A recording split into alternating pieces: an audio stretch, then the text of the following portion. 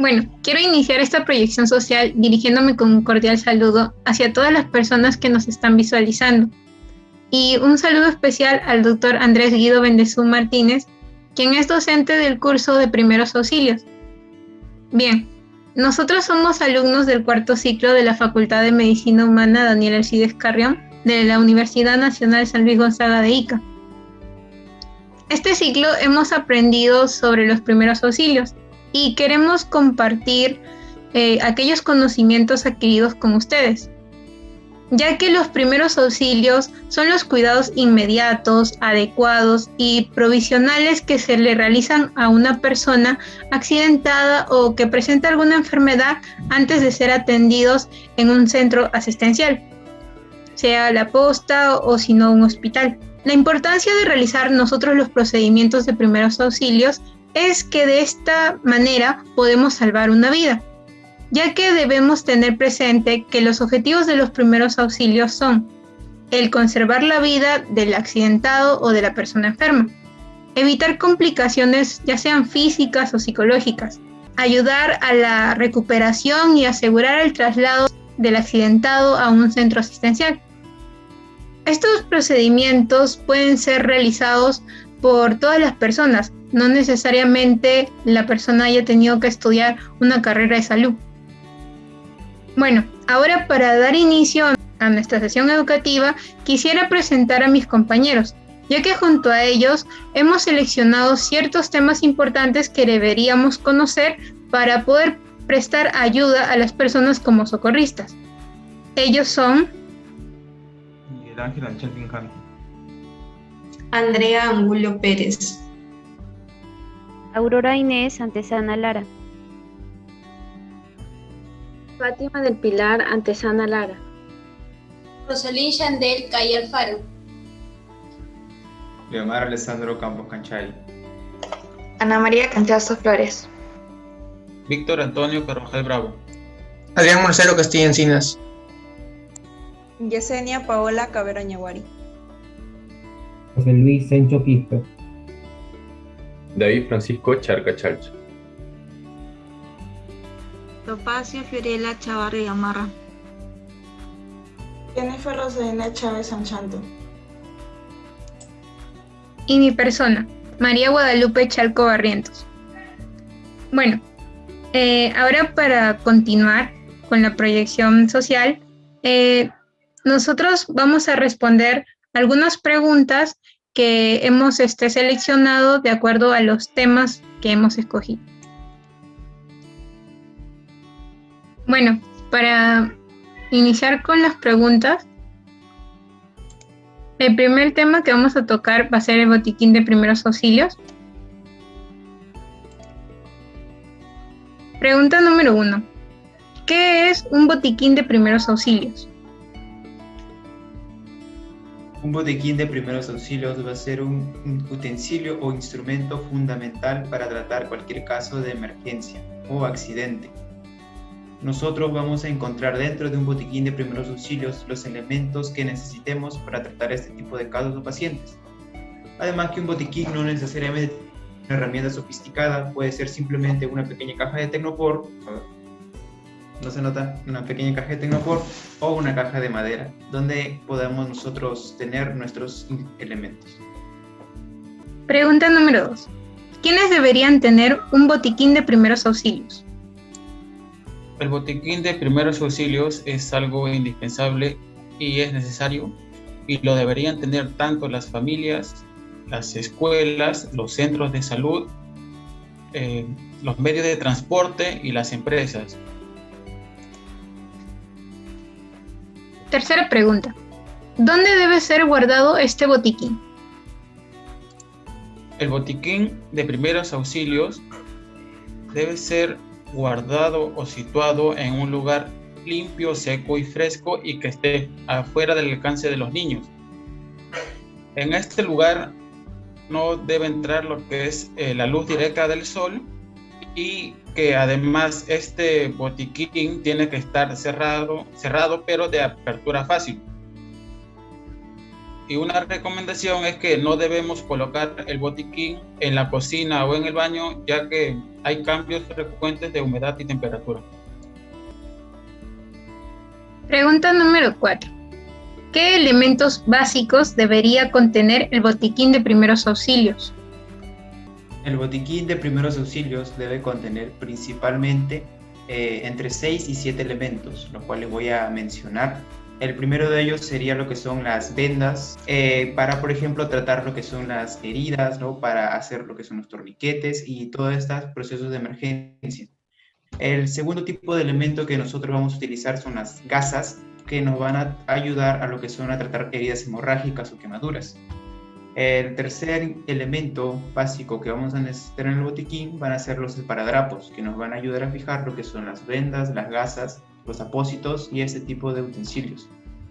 El cuarto elemento que necesitamos va a ser lo que es un antiséptico. El más fácil de conseguir es un alcohol etílico para poder desinfectar ya sea superficies, nuestras manos, ¿no? O las zonas alrededor de la herida.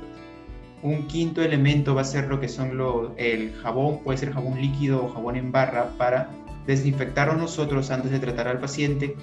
Y un último elemento van a ser lo que son 2 fármacos principalmente de fácil obtención en cualquier farmacia, lo que es el paracetamol y lo que es el ibuprofeno. El ibuprofeno va a ser para ayudar a calmar el dolor en la persona como analgésico, y el paracetamol en caso la persona afectada o el paciente tenga una fiebre muy alta para tratar de controlarlo. Pregunta número 5. ¿Qué recomendaciones nos podrían dar sobre el botiquín de primeros auxilios? Las recomendaciones para poder tener un botiquín de primeros auxilios y darle un uso adecuado son las siguientes. Debemos tener todos los elementos que poseemos en el botiquín en una lista de contenido, y esta debe estar pegada en la tapa del botiquín. Además, todos los elementos que contiene nuestro botiquín deben estar debidamente empaquetados y marcados. Es muy recomendable también que los líquidos siempre se encuentren en empaques plásticos y nunca de vidrio, porque estos pueden llegar a romperse.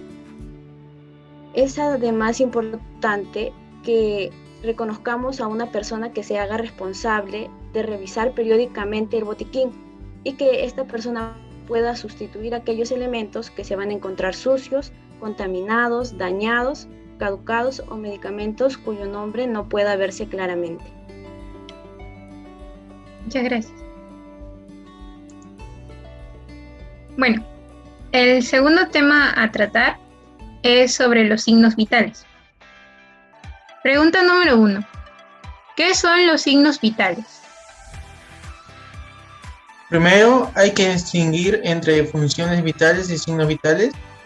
Las funciones vitales son aquellas que son necesarias para vivir. Si no las realizara nuestro cuerpo, moriríamos. Estas son nutrición, relación, circulación, respiración, excreción y reproducción. Por otro lado, los signos vitales son mediciones de las funciones más básicas del cuerpo, o sea, de dichas funciones vitales. A su vez van a ser indicadores del estado de salud de nuestro cuerpo. Segunda pregunta. ¿Cuáles son los signos vitales? Como sabemos, los signos vitales van a mostrar qué tan bien se encuentra funcionando en nuestro cuerpo, ¿no? Entre los signos vitales vamos a encontrar a la presión arterial, que va a medir la fuerza de la sangre contra las paredes de las arterias. Otro signo vital es la frecuencia cardíaca, o también llamada pulso, que va a medir la velocidad con la que el corazón late, ¿no? A una mayor velocidad la vamos a denominar taquicardia y a una menor velocidad bradicardia. Otro signo vital es la frecuencia respiratoria, que mide nuestra respiración. Y por último tenemos la temperatura, que va a medir qué tan caliente se encuentra nuestro cuerpo, ¿no? Una temperatura corporal que es más alta de lo normal, o sea, mayor a 37 grados, se le va a denominar fiebre. Tercera pregunta. Respecto a la temperatura, ¿qué deberíamos conocer sobre este signo vital? Bueno, acerca de la temperatura, lo que deberíamos conocer acerca de este signo vital sería su concepto, ¿no? Porque nosotros sabemos de que la temperatura viene a definirse como la cantidad de calor que vamos a tener en el cuerpo. También deberíamos conocer su importancia, ya que la temperatura corporal va a adquirir una importancia fundamental para la vida, así como para la salud, ¿no? Ya que este va a ser un signo decisivo para la homeostasis, es decir, mantener la temperatura dentro de unos límites seguros, de tal manera de que nuestro organismo funcione correctamente. También debemos saber sus valores normales, en donde vemos de que acá tenemos una tabla con los valores, donde según la OMS, la temperatura corporal normal del cuerpo humano se tiene que encontrar entre los 36.5 grados centígrados y los 37 grados centígrados. Y esto en sí viene a ser el promedio de un adulto, pero también se debe tener en cuenta la temperatura en otras edades, como tal la de un recién nacido, de un lactante, de niños de 2 a 8 años, ¿no? Y bueno, otra cosa, un aspecto también muy importante sería su aumento y su disminución. Ahí ustedes pueden observar cuando la temperatura va más allá de los 40 grados centígrados, se le viene a denominar como hipertermia, mientras que cuando la temperatura desciende por debajo de los 35 grados centígrados se le conoce como hipotermia. Y también sería muy fundamental también conocer acerca del termómetro clásico, ¿no? El termómetro tradicional de mercurio y cómo es que debemos utilizarlo. Si nosotros tenemos ese termómetro en casa, para poder utilizarlo tenemos que seguir unos pasos. Por ejemplo, en el primer paso deberíamos limpiar el termómetro, ¿no? Tanto antes y después de usarlo, y para ello debemos usar una toalla de algodón y alcohol. Luego tenemos que sostener el extremo opuesto a la punta del termómetro, no esa punta plateada, y debemos agitarlo para bajar así cualquier residuo de mercurio. Luego debemos colocar el termómetro en la axila por el lado de la punta, ¿no? Y presionar el brazo contra el cuerpo. Luego hay que esperar 5 minutos. Tenemos que retirarlo. Después de los 5 minutos vamos a colocar el termómetro a nivel de los ojos. Vamos a girar despacio el termómetro hasta ver la línea plateada de mercurio que nos va a indicar la temperatura. Y una vez que hayamos terminado debemos agitarlo para que el mercurio baje y también desinfectarlo, ¿no? Pregunta número 4. ¿Qué deberíamos conocer sobre la frecuencia respiratoria? La frecuencia respiratoria viene a ser el número de respiraciones que realiza una persona en un minuto. Lo más importante sería conocer el proceso. Primero hacemos que la persona evaluar se siente. Contamos la cantidad de respiraciones que hace en un minuto mediante la observación de los movimientos de expansión torácica. En este caso, una expansión torácica equivale a una respiración. Para esto necesitaremos un reloj con segundero, una hoja para tomar apuntes, además de conocer los valores normales. Por ejemplo, en el adulto lo normal es de 11 a 20 respiraciones por minuto. Más o menos de eso nos puede indicar que algo está mal en el organismo de esa persona. En este ejemplo, si las respiraciones son más de 20, es decir, más de lo normal, se denomina taquimia. Y cuando se hallan por debajo de 20, o sea, menos de lo normal, se denomina bradicmia. También una recomendación al momento de tomar la frecuencia respiratoria es que la persona evaluada no sea consciente del proceso, porque puede modificar su respiración inconscientemente, así que hay que tratar de distraer a la persona. Pregunta número 5. Respecto al pulso, ¿qué deberíamos conocer sobre este signo vital? El pulso es un movimiento arterial generado por los latidos cardíacos y sirve como medición del mismo. Son los latidos del corazón que genera que las arterias se expandan y contraigan al tiempo que la sangre circula por el organismo. Por lo tanto, la cantidad de pulsaciones entrega información acerca del bombeo de este órgano y a través de este se puede detectar si existen ciertos problemas o patologías respecto a la fuerza y ritmo cardíaco. El pulso es uno de los signos vitales más importantes, uno de los primeros que se observa cuando, por ejemplo, una persona ha sufrido un accidente, una caída o está enfermo, además de medir la presión sanguínea, la temperatura y la respiración. ¿Dónde se puede medir el pulso?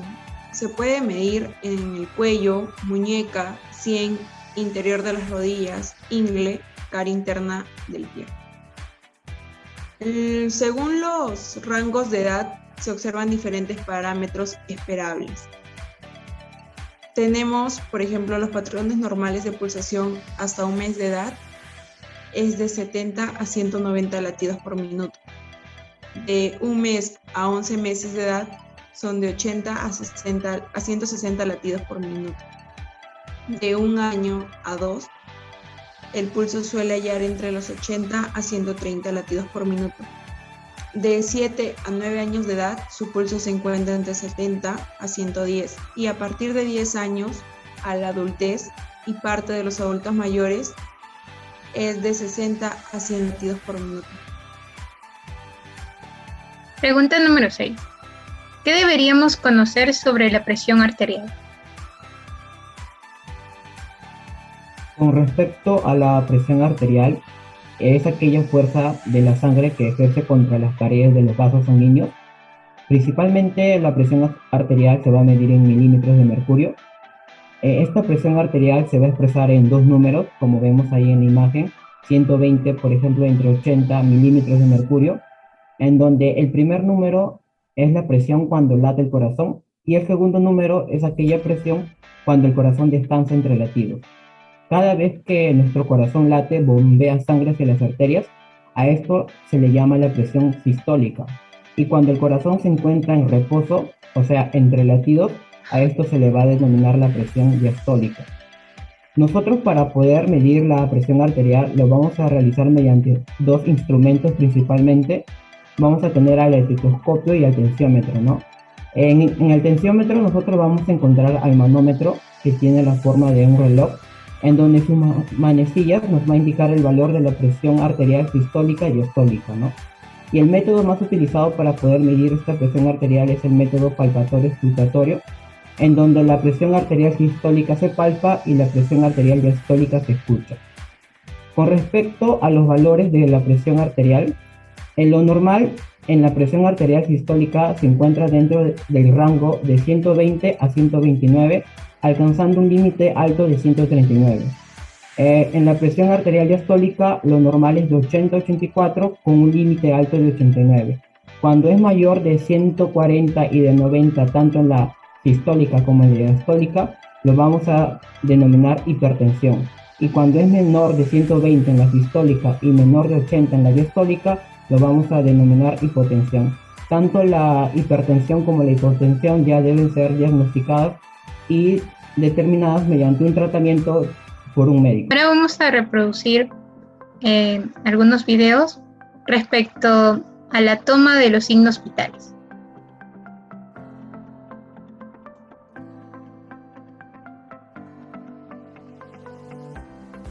Buenos días, señor José. Soy el doctor Castilla y hoy vamos a tomar el pulso y la respiración.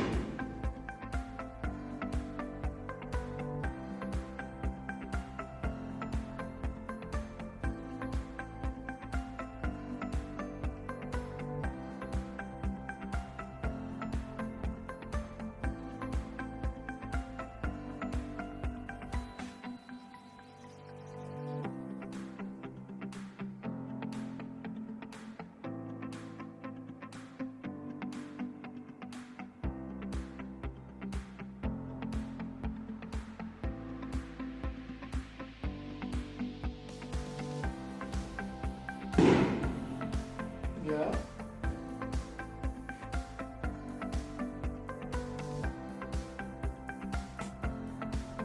El paciente registra 18 respiraciones por minuto, lo cual se encuentra dentro del rango de lo normal.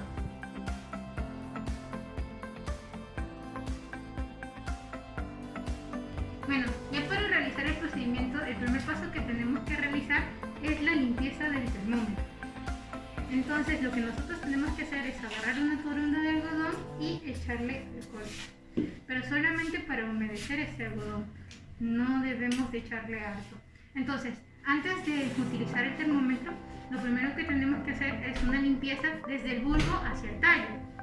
Entonces, y lo hacemos en forma circular, girando el termómetro.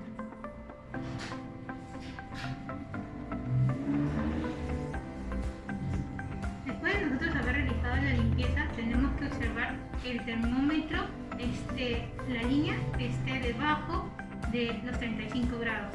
Y es que esta no estuviera debajo de los 35 grados, lo que tenemos que hacer es sacudir, darle sacudidas rápidas entre 10 a 15 para que pueda bajar esto. Entonces, luego me acerco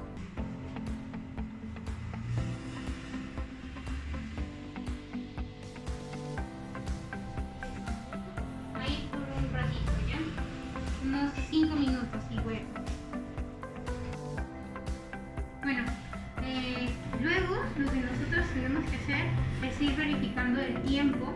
Una vez que ya se habían cumplido los 5 minutos, ese tiempo lo podemos controlar nosotros con un cronómetro, ¿ya? De mano, o si no con un reloj o con el celular. Hay esos 3 tipos que podemos controlar el tiempo. Entonces, una vez que hayan marcado los 5 minutos, nosotros debemos acercarnos al paciente y verificar el termómetro, ¿no?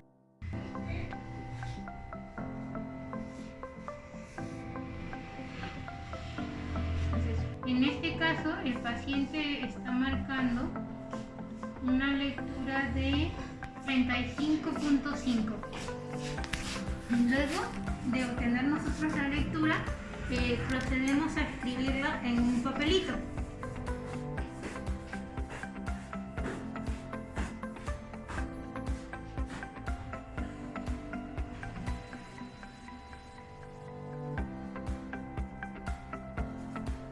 Y por último, procedemos a hacer la limpieza del termómetro.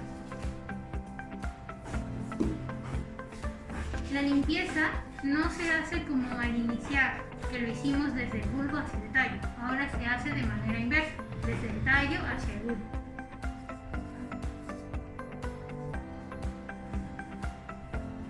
Muchas gracias, eso es todo.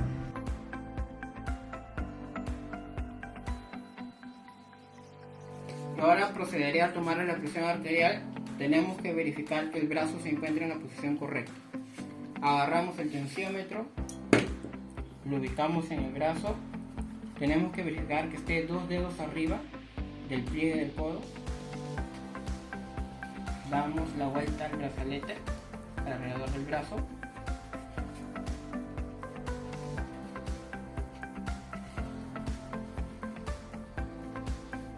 Luego agarramos el manómetro y lo ubicamos en una posición para poder observarla. Ubicamos la arteria braquial.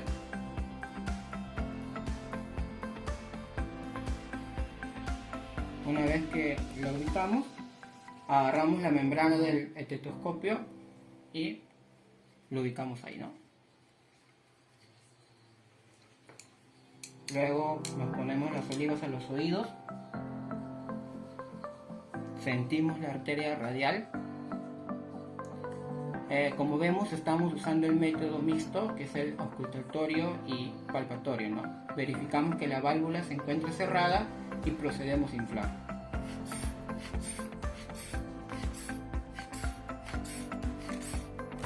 Una vez que dejemos de sentir el pulso radial, aumentamos 2 más. Y abrimos la válvula y lentamente dejamos escapar el aire.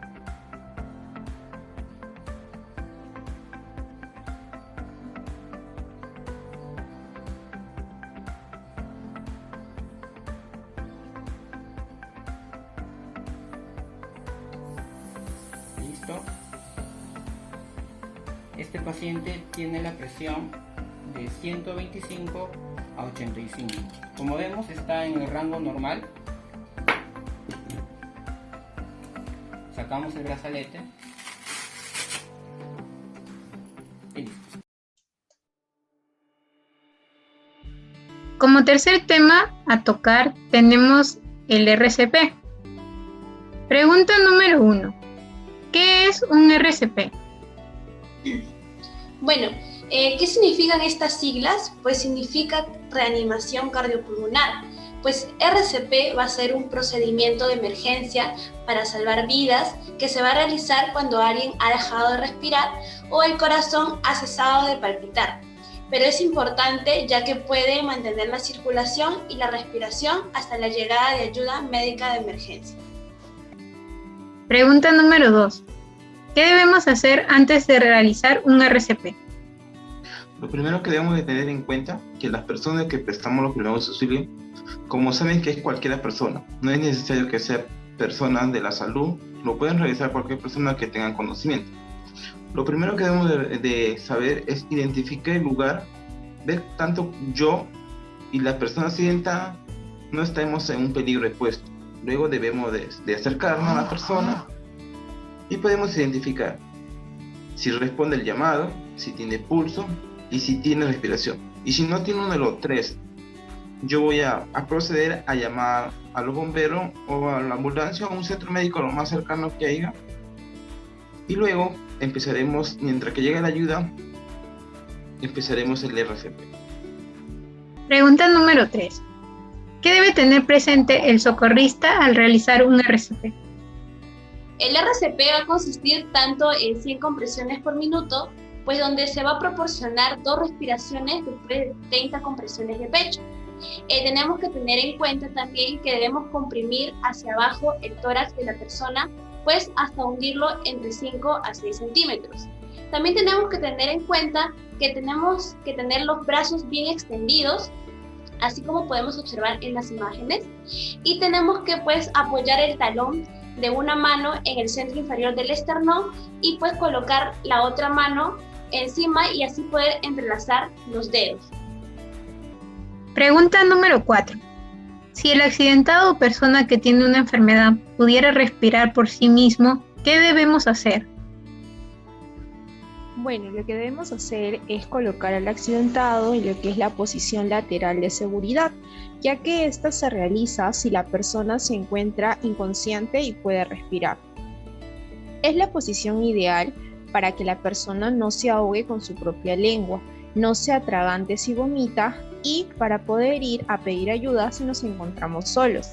Es importante realizarla ya que cuando una persona está inconsciente se queda sin tono muscular, es decir, todos los músculos del cuerpo se relajan. Como la lengua es un músculo, si la persona está boca arriba puede que bloquee la tráquea y cierre las vías respiratorias, provocando una parada cardiorrespiratoria. Con la posición lateral de seguridad o posición de recuperación, se va a evitar esta situación, ya que el cuello va a quedar en hiperextensión y la lengua no puede bloquear las vías. Además, esta postura es la idónea si la persona vomita, ya que así no se tragaría el vómito y se evitarían problemas por broncoaspiración. ¿Cómo es que se debe realizar? Número 1, con la persona boca arriba, totalmente estirada, nos vamos a colocar de rodillas junto y a un costado. Como paso número 2, voy a estirar hacia arriba el brazo más cercano que esté cerca a nosotros, colocándolo estirado o doblado a 90 grados. Como paso número 3, voy a colocar el otro brazo sobre su pecho con su mano en la mejilla. Como paso número 4, coger el hombro y la rodilla más alejada y traccionaré hacia mí hasta apoyar su rodilla en el suelo. Y como paso número 5, colocaré su mano bajo la cabeza y realizaré una pequeña hiperextensión del cuello. Hola, buenos días. El día de hoy realizaré lo que es un RCP básico. A continuación, tenemos a nuestro paciente. Primero, realizaremos lo que es si está consciente, ¿ok? Vamos a tocar al paciente, señor, y vamos a notar de que no tenemos ninguna respuesta. Luego pasaremos a revisar las vías aéreas. Con la mano dominante hacia la frente y con la otra mano levantaremos el mentón para poder despejar la vía y que esto no esté obstruido por la lengua. Luego pasaremos a lo que es sentir la respiración del paciente. Colocaremos nuestra cara hacia las fosas nasales del paciente y miraremos la parte del abdomen, del tórax, para ver si se levanta. Vamos a observar que no tenemos movimientos y tampoco sentimos la respiración, tanto la inspiración como la expiración. Entonces nuestro paciente no está respirando. Automáticamente nosotros tenemos que hacer la llamada. Si tenemos personas a nuestro alrededor, indicarles que tengan que llamar a emergencias para que puedan socorrer a nuestro paciente. Nosotros, si es que tenemos alguna experiencia o algún entrenamiento básico, tenemos que realizar lo que es el RCP. ¿Esto qué es? Una reanimación cardiopulmonar. ¿En qué consiste? Nos colocaremos con las piernas abiertas, paralelas al paciente, una en la cabeza y la otra en su tórax. Luego, colocaremos nuestras manos, nuestros brazos, la parte del talón de la mano irá... Ok, a continuación colocaremos el talón de nuestra mano en la parte tercia inferior del esternón. Ok, a continuación la otra mano entrelazará los dedos. Aquí realizaremos 30 compresiones y 2 insuflaciones. ¿Ok? Vamos a realizar también tenemos que tener pendiente y tener la idea clara es de que no vamos a hacer esto, sino vamos a apoyarnos con nuestra cadera, tener los brazos directamente hacia el paciente y tenemos que empujar. Y no tenemos que doblar los codos, así no debemos hacerlo. Tenemos que estar directo. Entonces la fuerza de nuestros hombros irá hacia abajo. Y contamos. 1, 2, 3, 4, 5, 6, 7, 8, 9, 10, 11, 12, 13, 14, 15, 16, 17, 18, 19, 20, 21, 22, 23, 24, 25, 26, 27, 28, 29, 30. Después de realizar las 30 compresiones pasaremos a lo que es las 2 insuflaciones. Pero si nosotros no tenemos el conocimiento o si no nos sentimos seguros de realizarlas, solamente continuaremos con las siguientes compresiones. Nos indica que tenemos que seguir de 100 a 200 compresiones y luego realizaremos un cambio con otra persona porque es un poco agotador. Entonces es ideal de que no paremos de hacer los masajes cardíacos hasta que venga la ayuda que hemos solicitado. Recuerda, con esos masajes y con este entrenamiento puedes ayudar a salvar una vida. Gracias. Como cuarto tema tenemos al atragantamiento y a la asfixia.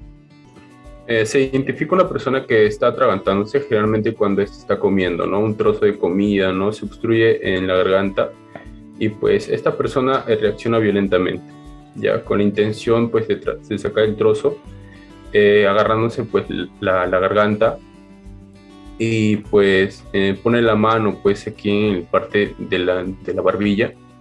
Incluso a veces intenta pues toser y golpearse el pecho. Al identificar a esta persona pues lo único que se tiene que hacer es darle los primeros auxilios, ¿no? Con ya las técnicas que se identificarán después, como son la maniobra de Hemlich. Pregunta número 2. ¿Qué debemos hacer si observamos que una persona se está atragantando o asfixiando, o incluso si fuésemos nosotros mismos? Para identificar pues, a una persona que ya vimos que se está atragantando, pues es fácil, la persona está con su mano en el cuello. Ahí es donde nosotros pues, debemos actuar de una manera que es la maniobra de Hemlich. La maniobra de Hemlich es para que la persona pues, pueda expectorar, sacar este objeto, ¿no? Como vemos en la imagen, con compresiones en la parte inferior del estómago, en el borde inferior del borde costal, ¿no?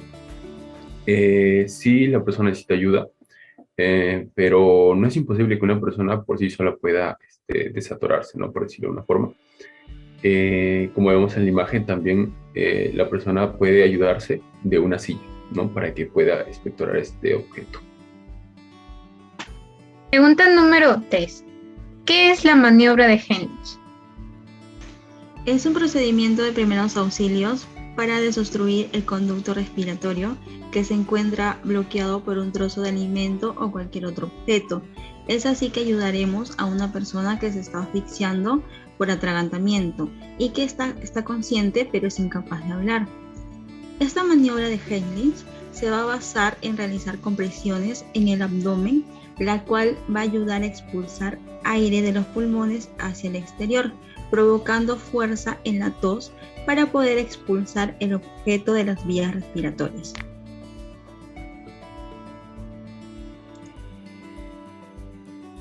Pregunta número 4. ¿Qué debemos tener en cuenta al realizar la maniobra de Heimlich en adultos, gestantes y niños? Debemos tener en cuenta que esta maniobra, tanto en adultos y en niños, será mediante compresiones abdominales.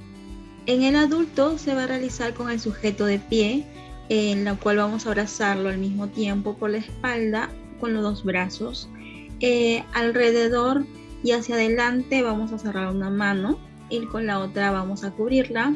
Vamos a hacer las compresiones en el área de su ombligo y será de adentro hacia arriba.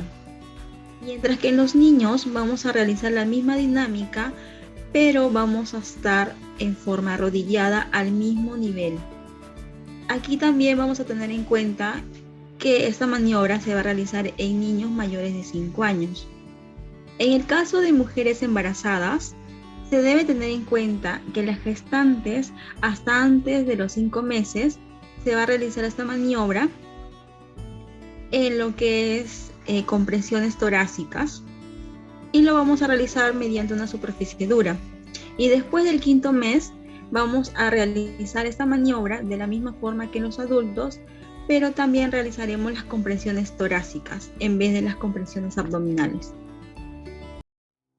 Bueno, ahora vamos a compartir algunos videos que han sido realizados por mis compañeros sobre cómo debemos realizar la maniobra de Heimlich.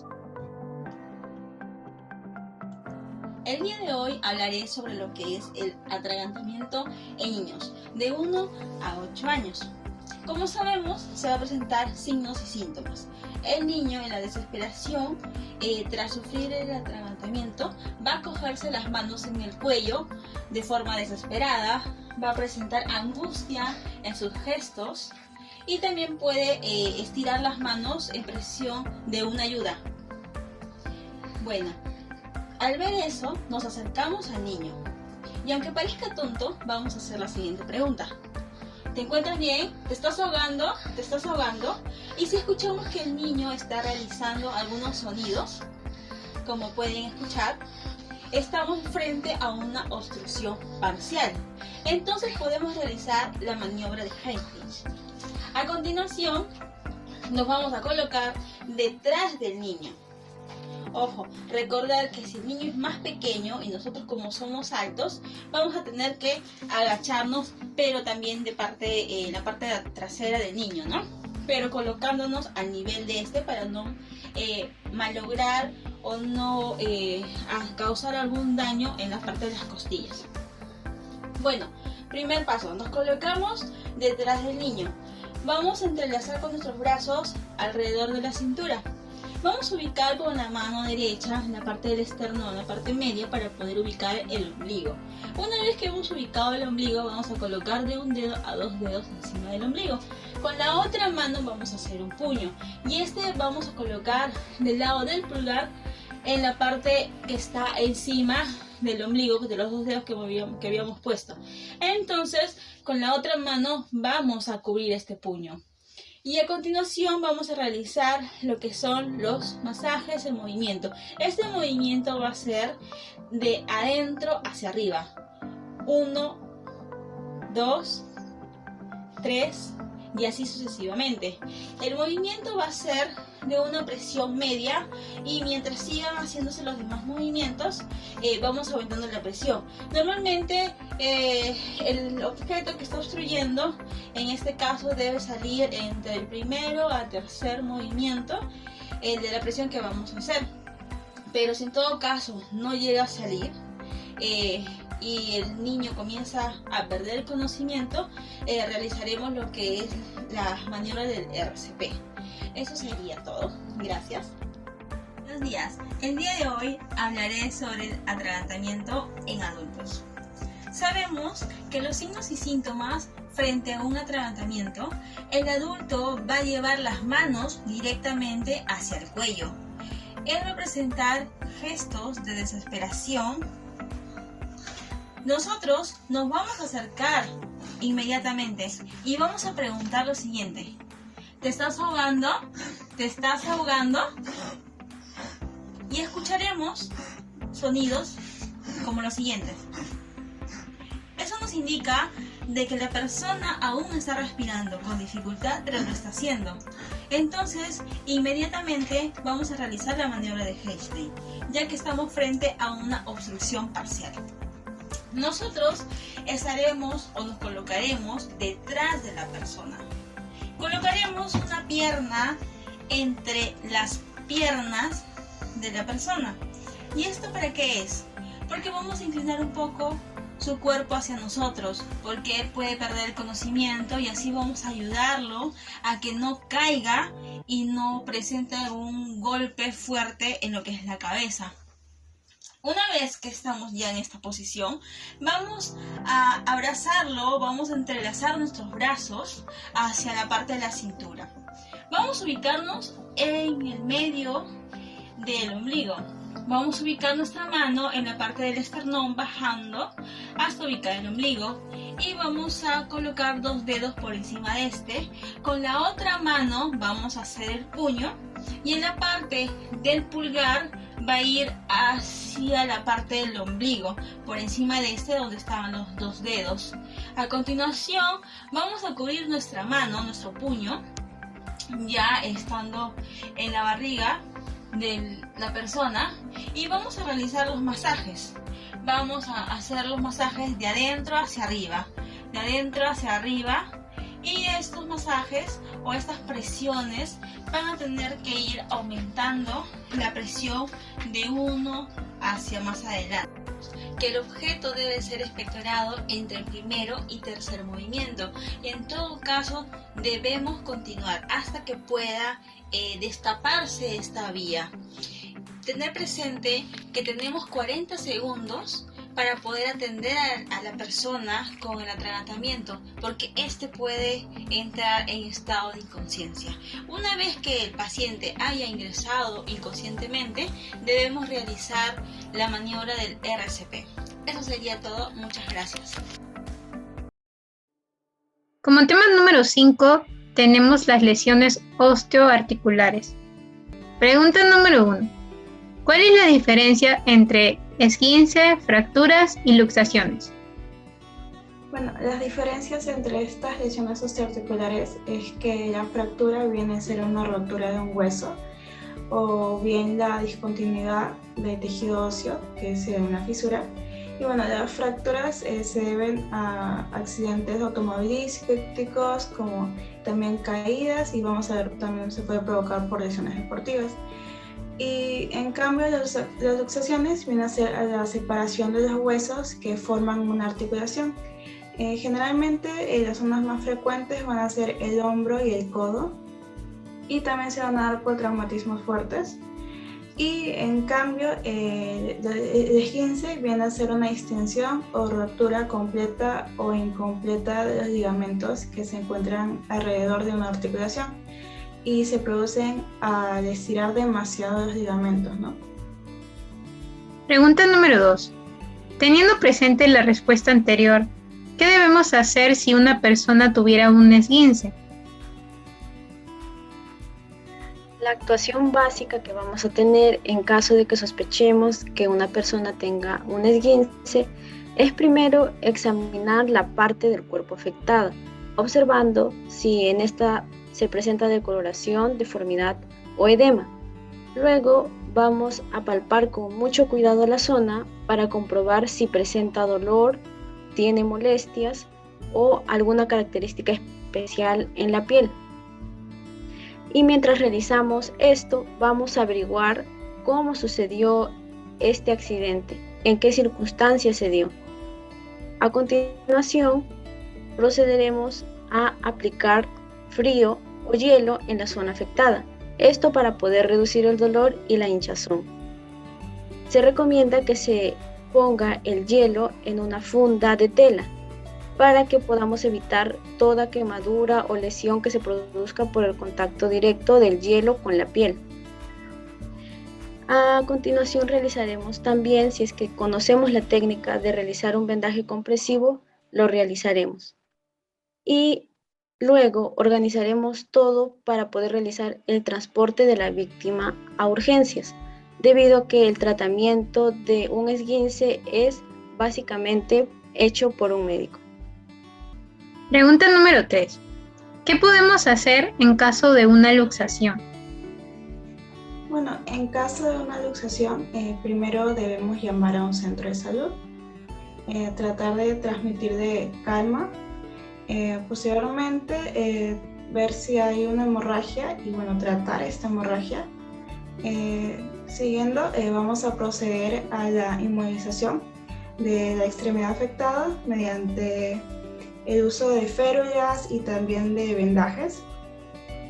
Si presenta una hinchazón, se va a utilizar compresas de hielo.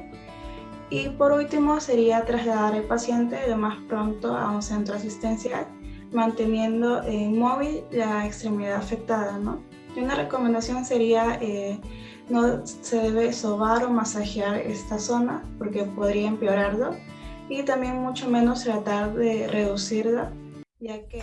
Bueno, ahora compartiremos algunos videos sobre los tipos de vendaje que podemos aplicar ante una lesión osteoarticular. En esta ocasión vamos a hablar del esguince de tobillo. Vamos a ver que existen principalmente dos tipos. En caso de que se lesionen los ligamentos laterales internos, o en caso de que se lesionen los ligamentos laterales externos. Vamos a dar inicio al vendaje. Vamos por adelante. Damos la vuelta de fijación, que pueden ser 2 o 3 vueltas.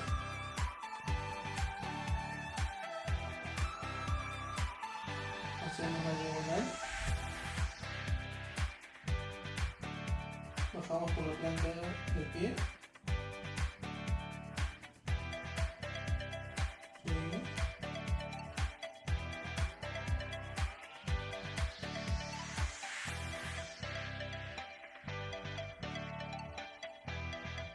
Vamos a vendar de esta manera para simular la trayectoria de los ligamentos dañados, que en este caso serían los ligamentos laterales externos, y así disminuir la presión sobre ellos.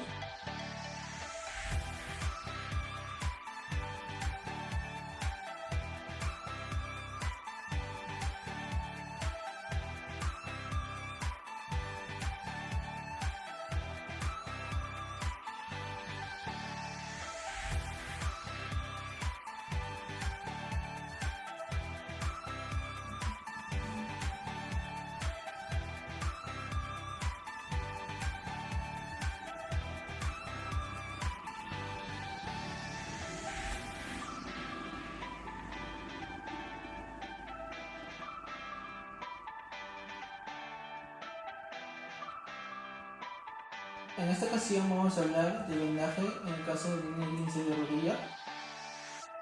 Primero tenemos que tomar la rodilla en un ángulo superior a los 90 grados.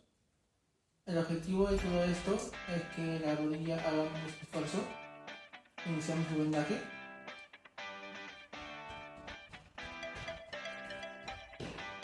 Vamos a realizar un anclaje en la parte superior a la rodilla, a la porción inferior del muslo.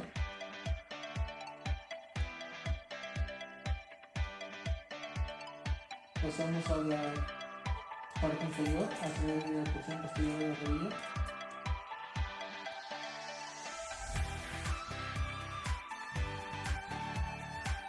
Luego realizamos un anclaje. Lo que estamos tratando de hacer es dar soporte a los ligamentos lesionados.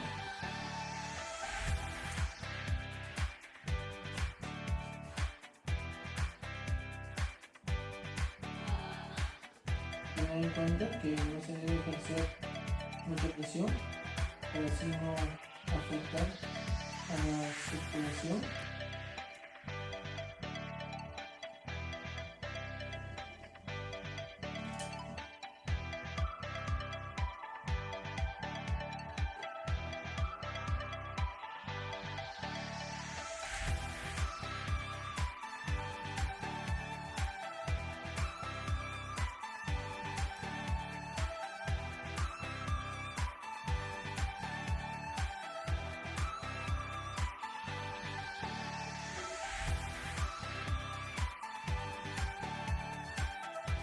Al final hemos cubierto toda la parte lateral y la porción de rodilla se mantiene despejada, lo cual permite que la tela se mueva y lo cual es positivo porque va a aumentar la rapidez y la corrección de distancia.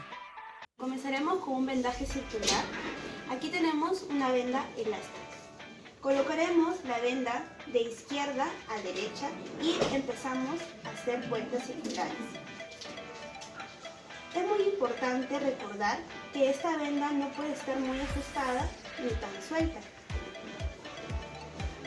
Ahora, este tipo de vendaje es importante para la compresión de heridas, para tapar apósitos y para sujetar gasas.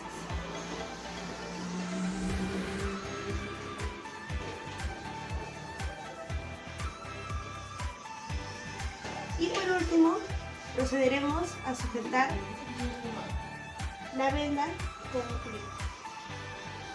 Y sería todo. Ahora realizaremos un vendaje de tipo espiral. De la misma manera colocamos la venda de izquierda a derecha. En este tipo de vendaje, primero realizaremos 2 vueltas circulares para sujetar esta venda y subimos progresivamente.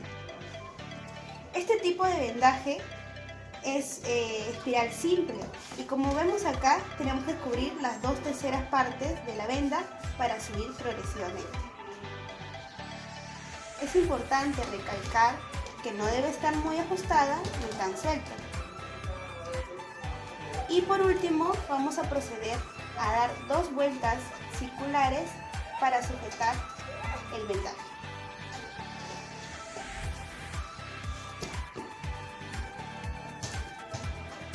Y finalizamos colocando el clip a la venda. Y listo. Esta es una variación del vendaje en espiral y aquí les voy a presentar un tipo en forma de espiral. Ahora, comenzaremos de la misma manera, comenzando con 2 vueltas circulares. Una. Bueno, ahora tenemos que subir progresivamente, pero aquí está el detalle, que vamos a subir y vamos a bajar. Subimos, bajamos. Y vamos a notar que se va a formar un ángulo de manera de espiral. Y por último,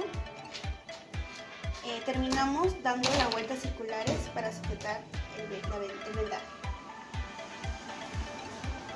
Colocando un clic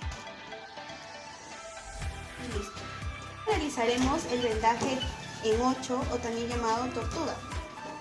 Comenzaremos de la misma manera, de izquierda a derecha y daremos las vueltas circulares para sujetar la venda.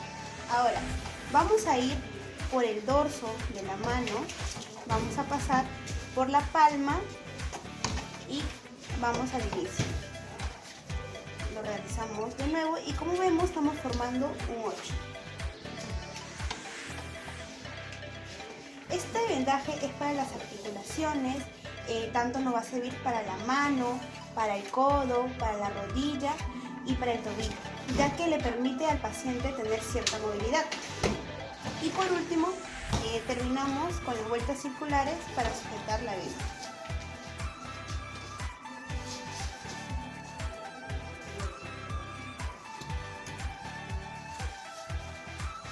Y listo.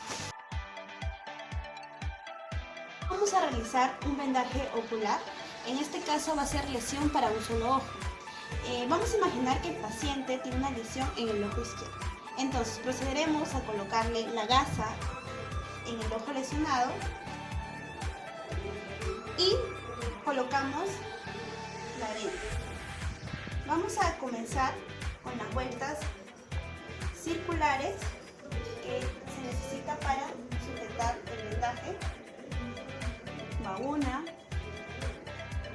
va 2 y a medida que vamos cruzando va a ir bajando esta parte y esta parte va a ir subiendo. Va bajando y va subiendo. Y por último colocaremos el clip para sujetar el vendaje. Y listo. Haremos el vendaje para la lesión de los dos ojos del paciente.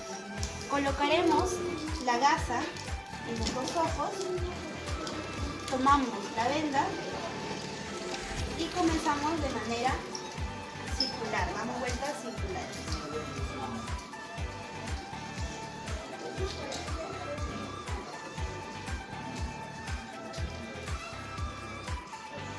Vueltas circulares, dando vueltas.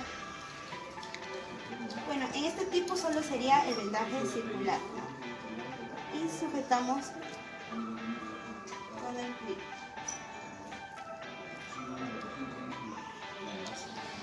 Y listo. Como último tema a tocar tenemos a las quemaduras. Pregunta número 1. ¿Qué debemos hacer si una persona presenta quemaduras? Bueno, como sabemos, una quemadura es una lesión en la piel que se ha producido a causa de una exposición a luz solar, a llamas abiertas, a líquido hirviendo, a electricidad u objetos calientes como las planchas o hornillas de cocina. La mayoría de las quemaduras se van a producir en el hogar como consecuencia del contacto de la piel con agua o aceites calientes. Y debemos actuar de la siguiente manera. Debemos eliminar la causa de la quemadura, apagando las llamas y retirando el producto químico del contacto con la piel. Todo esto para poder disminuir la agresión térmica. Para apagar las llamas se debe de hacer que la persona ruede. También debemos de buscar otras posibles lesiones como hemorragias, fracturas. Se tratará siempre primero la lesión más grave. En quemaduras de primer grado debemos emplear cremas hidratantes y especialmente el aloe vera, ya que resultan muy beneficiosos para poder aliviar el dolor y prevenir que la zona se reseque. Debemos de refrescar la zona quemada. Para ello podemos aplicar agua en abundancia, en un periodo de 20 a 30 minutos, sobre la superficie quemada, evitando que sea muy fría porque podemos provocar la hipotermia y en ningún caso debemos utilizar hielo. Previamente debemos de quitar el quemado de las ropas, joyas y todo aquello que mantenga el calor. Debemos de envolver la lesión con gasas estériles, apósitos o paños limpios, humedecidos en agua. El vendaje tiene que ser flojo y si el dolor persiste, aparecen ampollas o un aspecto carbonizado, o también puede ser de que el tamaño de la quemadura sea superior al de la palma de la mano, va a ser necesario llevar a la víctima a un centro de salud o llamar al servicio de emergencias. Quiero cederle la palabra a mi compañera Aurora Inés Antesana Lara para que les pueda brindar algunas recomendaciones generales. Bien, luego de lo ya explicado por mis compañeros, recordarles que es muy importante que conozcamos bien los procedimientos mediante los cuales vamos a brindar los primeros auxilios, ya que una regla de oro en los primeros auxilios va a ser no agravar más la situación de la víctima. Es también importante tener en cuenta la conducta PAS. Estas siglas van a contener reglas muy importantes en estas situaciones. Las voy a comenzar a explicar. La P va a representar el proteger. Para esto debemos verificar que el entorno en el que nos encontramos sea seguro, no solo para nosotros, sino también para la víctima y para las personas que nos rodean, ya que no queremos empeorar la situación en la que nos encontramos y que haya más víctimas. La A de avisar. Debemos avisar a las autoridades, utilizar los números de emergencia que tengamos, ya que esto va a permitir que ellas puedan ponerse en sobreaviso y va a permitir que las víctimas puedan tener una asistencia especializada y mayores posibilidades de sobrevivir a esta situación. Y por último, la S de socorrer. Es momento de poner en práctica todo lo que hemos aprendido para mantener con vida a la víctima, el cual es el principal objetivo de los primeros auxilios.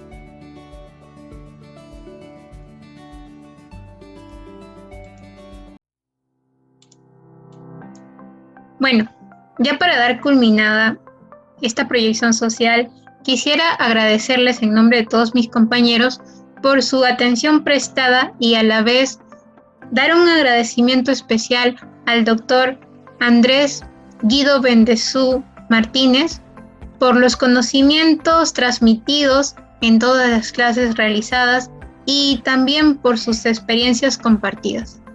Muchas gracias a todos.